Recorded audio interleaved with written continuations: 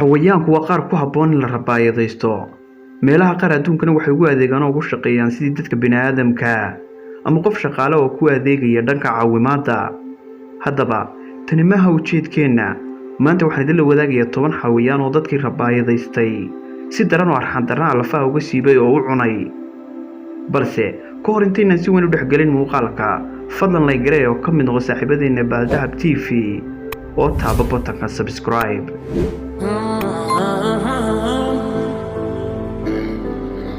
Lambuga Dogs eedii xasidiinta waa qiso dareen leh. Sida caadiga gaaladu waxay ku qabaan kalsooni aad u weyn waxa loo yaqaan bisadaha iyo eeyda, waana saaxiibka ugu dhoweyn ay haystaan markasta. Haddaba ninka la magac baxay Andrea Lambuga waxa uu lahaa eey aad u daran, gabi ahaanna xaafadda si weyn looga cabsado aad u halisa. qayladooda iyo waxyaalaha ay sameeyaan cid aanay u fadhiisanin oo aad looga cabsado. Haddaba ninkan wuxuu baryayday inuu siiyo hilibka cas ee xoolaha isagoo suuq uga keenaya markasta, isagoo weliba ku sida salad, waxaana ahayn qaar ka soo horyaaca oo cuna. balse maalin ayuu hawl yeeshay, waxaanu ka tegay guriga isagoo ka maqnaa wax badan. eeydiina guudka ayuu kaga sii handaraabay guriga ayuu kaga tegay, waxaanu ka maqnaa muddo 3 shay gaadhaysa. eeyda waa ay gaajoodeen, waxayna ka dhex qaylinayeen guriga wax ka badan 4 casho. balse Lambuga ugu dambeyn waa uu soo laabtay isagoo gacanta ku sida cadcas. nasiib darrase gaajada hayse eeydu ma ay tusin hilibkii ee waxay ku darsadeen xataa isaga, waxayna roogeen lafihiisa. markii maalin laga joogay ayayna safar ka timi soo gashay gurigii oo ballaqan. markii ay shandadii dhulka dhigatay ay istiraad hore u sii socotid, albaabka markii ay maraysay ayaa waxa ugu horreeyay dhiigga. dib ayay u soo carartay, waxaanay timi xiradii booliiska, waxaanay ka soo kaxaysatay koox ciidana. kadibna markii ay guriga soo galeen waxa la ogaaday in mar horeba lagu kala tegay hilibkiisa ninkii la odhan jiray Lambuga. haddaba daawada ma odhan karnaa ninka wadkiisa ayuu gacantiisa ku korsanayay, mase aaminsan tahay xawayaan aad rabaayad ka dhigatay oo aad rabaayadaysatay inuu ku cuni karo? muuqaalka xiga Kelly and Will Spear waa dhacdada Arizona iyo dhex martay gabadha la yiraahdo Kelly. gabadhan waxay ahayd gabadh maalqabeen ah, waxaana aad u jecleed markasta dhaqashada xawayaanada kala duwan. waxaana ninkeeda ka codsatay inuu soo gado xawayaano cajiib oo ay rabaayadaysato, isla markaana ay xanaanaysato guriga u jooga. waxaana ka mid ahaa xawayaanadaas maroodi, Arizona, shabeel, masacagale iyo qaar kale oo yaab leh. Kelly waxa kaliya guriga ku wehelinaya waxa wiilkeeda yar ee 7 jirka iyo ninkeeda oo quriya, waxaana haysataa markan ugu yaraan 10 xawayaan oo dadka oo dhan ay u soo daawasho tagaan oo la soo dalxiis tago. gebi ahaantooda aad u cajiiba, waxaana siisaa xawayaanadan cuntooyin aad u fara badan. arrinka si ugu cajiibsan ayaa ah in iyadu weliba gacanteeda ku siiso oo aanay meel uga tuurin ay gacanteeda ku siiso ay cunaan. nasiib darro waxaa ka mid ah xawayaanadaas xawayaanka loo yaqaano Arizonaha ama waxa loo yaqaano dubka. Arizonaha ama waxa loo yaqaano horsadu ma laha wax aaminaad ah, waana xawayaan waxa shooho nacasa, gebi ahaanna cuno qofkii xataa soo rabaayadaystay. nasiib darro maalin maalmaha ka mid ah ayaa la maqlay qayladeeda, waxaana ku cararay wiilkeeda iyo sidoo kale ninkeeda. balse nasiib darro waxay arkeen iyadii oo la cunay uu hilibkeedii feentay bahalkii la odhan jiray horsadu. haddaba daawade ma odhan karnaa bahal aaminaad male, mana habboona in la rabaayadaysto oo guriga lagu haysto? maxaad se ku qiyaasi lahayd qisada gabadhan? Number 8 Charla Nash Shim. waxay gabadhan la yiraahdo Charla soo boqotay goob ku xidhnaa daanyeer aad u weyn oo caan ka ah gebi ahaanba tuuladii ay ku noolaayeen. waxay ahayd gabadh aad u jecel xawayaanada, gaar ahaan markastana waxay u iman jirtay soo booqan jirtay xawayaankan daanyeerka weyn.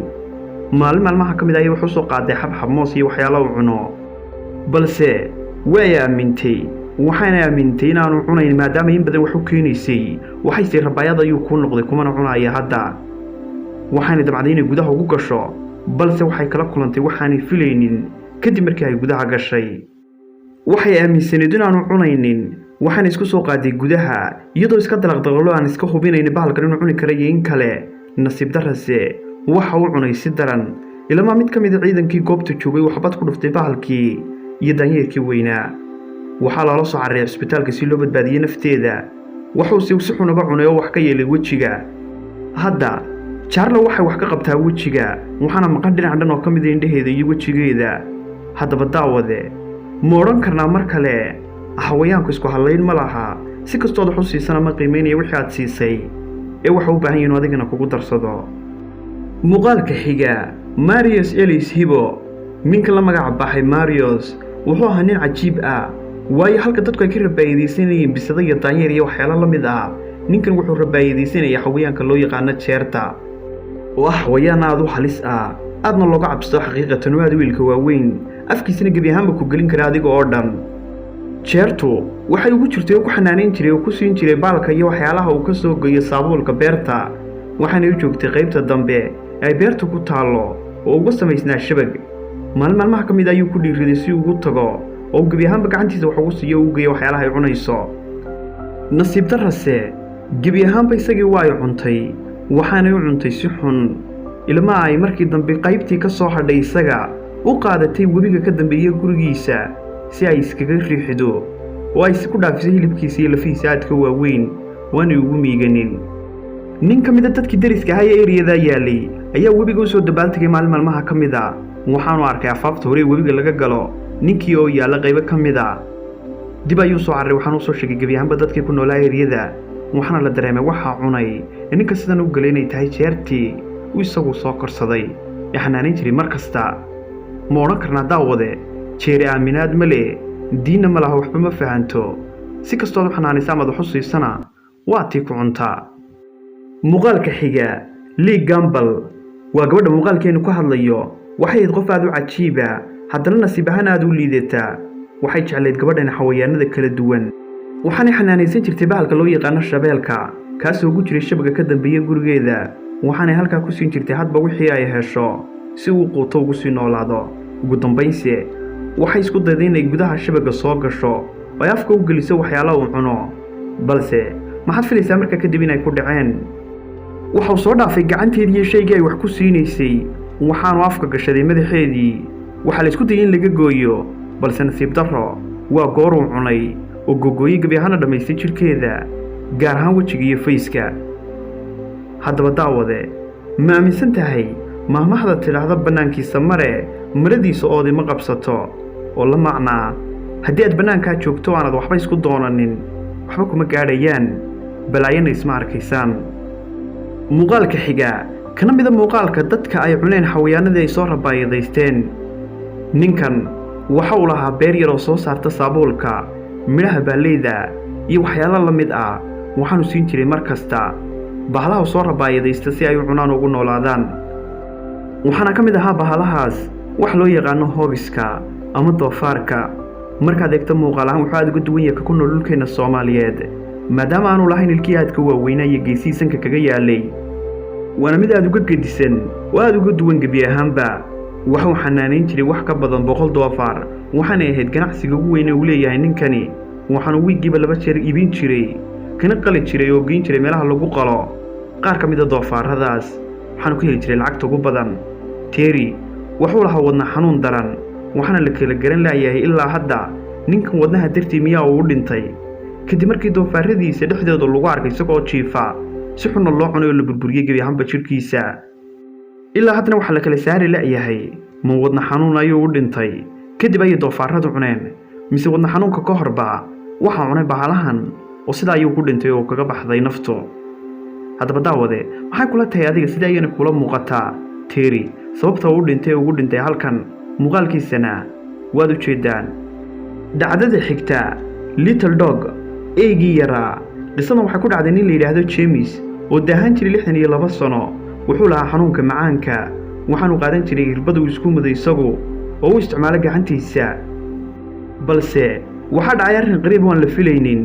kadib markii maalin isagoo la ciyaarayay eegiisa oo keliya uu la joogay isagu, markaas loogu dul yimid ninkii oo dhintay oo si xun loo jarjaray, gebi ahaanna xataa firihiisa la kidfay iyo suulasha ku yaalla, muuqaalkiisa oo dhanna la beddelay. dadku way kala saari laayeen ilaa hadda cadow miyaa ninkan ugu yimi oo jarjaray, mise eegiisii ayaa sidan u galay? haddaba daawade, maxaad ku qiyaasi lahayd adigu ninkan? ma inuu ay cunay, mise inay waxyaalo kale la kulmeen oo ay heleen? muuqaalka xiga Mark Fogel. wuxuu ahaa nin xanaaneeya sidoo kale xawayaanada kala duwan, balse lama odhan karo kuwan xawayaano ee waa bahalo. waxaana isugu jiraan bahalaha hoose iyo kuwa sare intaba, sida masaska, carooyinka halista ah iyo qaar kaloo cajiib oo aad looga cabsado. wuxuu ahaa qof mar kasta maska kaag dhow oo saaxiib dhow ka dhigta. waxaanu naftiisa galaaftay ugu dambayntii masaskii iyo caarooyinkii waxyaalihii soo korsan jiray ee uu xanaanayn jiray. wuxuu ka shaqayn jiray shirkad, balse dhowr casho ma uu imanin. ilmaha la soo raadiyey oo qaar ka mid a dadka ay gurigiisa soo garaaceen, waxaanay maqleen guuxa aboorka iyo sidoo kale sarqadha aadka u daran ee ka baxaysay gudihiisa. dib ayay uga soo noqdeen, waxayna soo kaxaysteen booliis.